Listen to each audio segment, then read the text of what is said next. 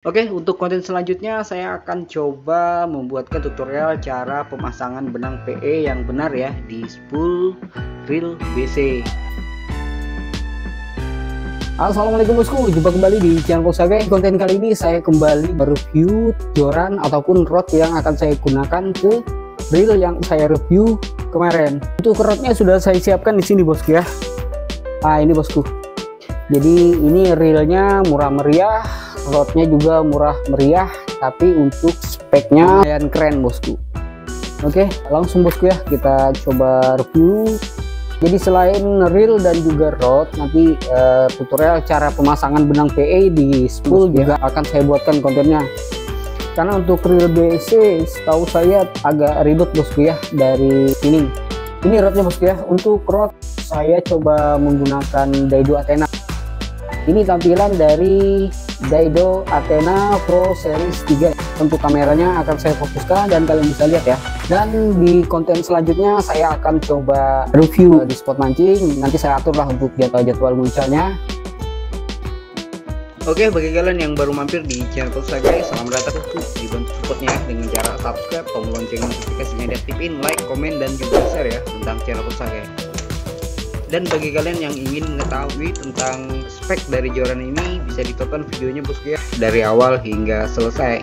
Untuk ringnya dia sudah menggunakan ring Fuji.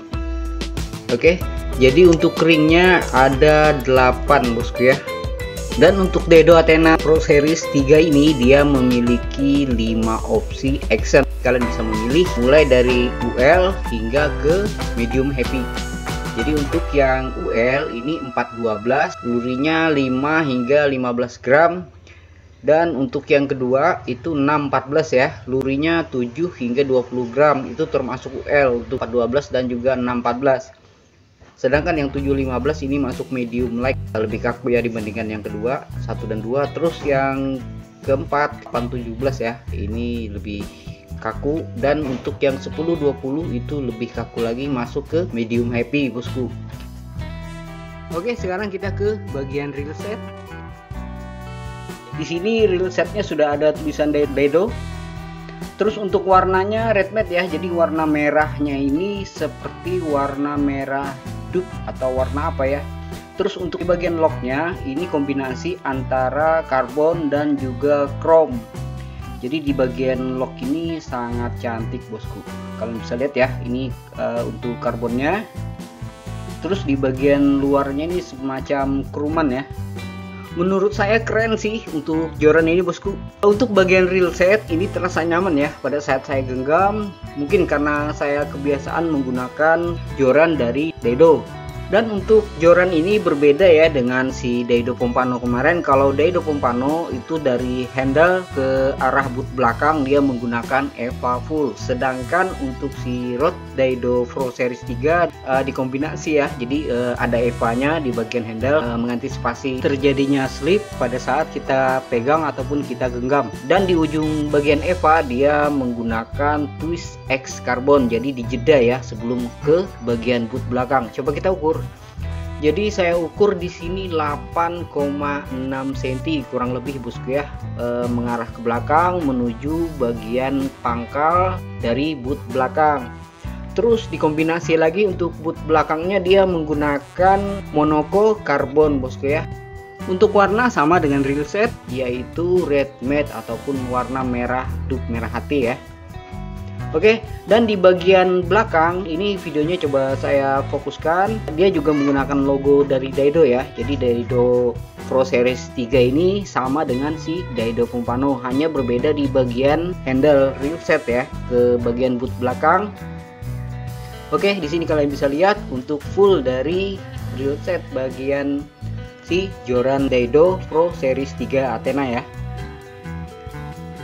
Dan untuk warna holo sendiri dia berbeda dengan si Pompano kemarin. Kalau Pompano kemarin dia kombinasi karbon atau warnanya ya. Sedangkan yang ini ada warna merah-merah hati, warna tua ya. Jadi samar-samar warnanya untuk di bagian holonya.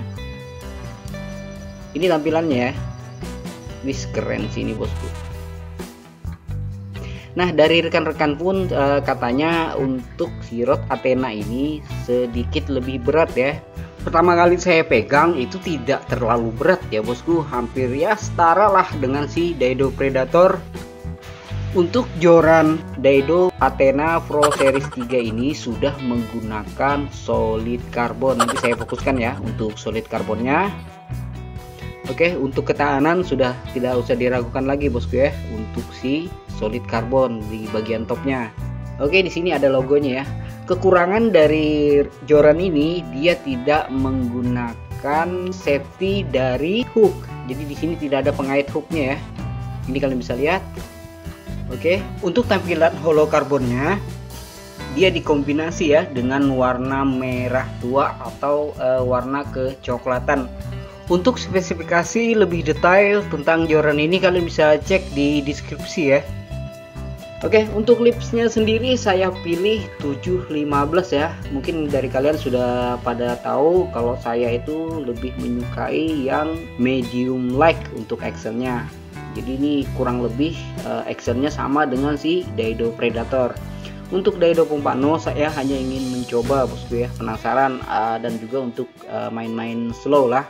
Jadi saya pilih si Daido Pompano kemarin. Untuk pilihan saya main casting kan saya termasuk pemula, jadi mainnya kasar bosku.